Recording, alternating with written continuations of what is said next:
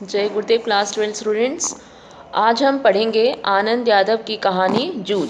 यह हमारा वितान का दूसरा पाठ है। जूझ मराठी के प्रख्यात कथाकार आनंद यादव का बहुचर्चित और बहुप्रशंसित उपन्यास है। इस पाठ में लेखक के पिता ने कक्षा 4 के बाद ही उसे पाठशाला जाने से रोक लिया और खेती करने के काम में लगा दिया। उसे खेतों पर अपने पिता का साथ देना होता। पिता खेती में के कामों में उसका हाथ नहीं बटाता था।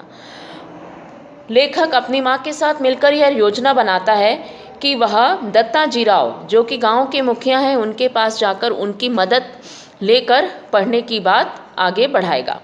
दत्ताजी राव उसके पिता को बुलाकर समझाते बुझाते हैं, क्योंकि वह जानते हैं कि भविष्य में खेती करने में कोई भविष्य नहीं है।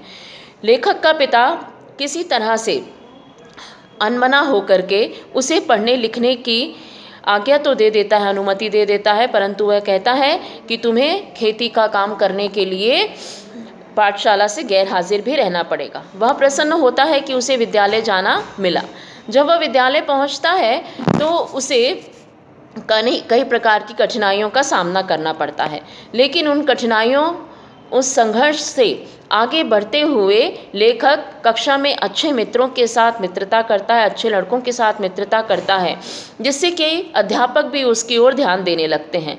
गणित के अध्यापक उसे कॉपी चेक करने का काम भी देने लगते हैं। इसी प्रकार मराठी के अध्यापक श्री सौंदलगेकर जी का लेखक के ऊपर गहरा प्रभाव दिखाई दिया। जिस प्रकार से मराठी के वह अध्यापक कविता गायन करते, अपनी कविताओं को सुनाते, उसी प्रकार से लेखक में भी कविता लेखन की रुचि उत्पन्न हो गई।